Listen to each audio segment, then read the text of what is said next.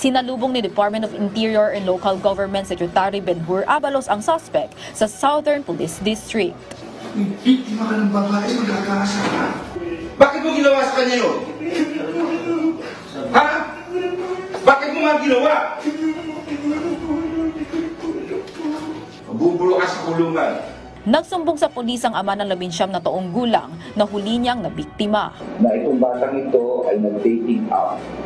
At pagkatapos sa dating app, doon na lumabas, hinihinga ng mga litrato, tapos yung naipagkita, dinahasa.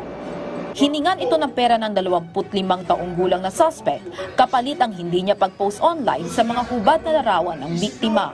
Itinanggi naman ng suspect na si alias Nonoy na ginahasa niya ang biktima. Hindi po, parang po namin ginusto po. Nagkaroon po kami ng labuan. Tapos parang nararamdaman ko na umaayaw na siya. Depensa pa niya na ang biktima raw ang mismong nag-send sa kanya ng mga hubad na larawan. Sabi ko, bigyan na lang niya ako ng pera para di na kami magkikita, ganun.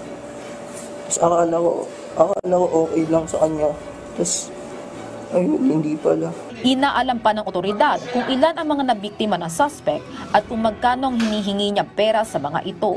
Haharapin ng suspect ang kasong robbery with extortion at disobedience to person in authority.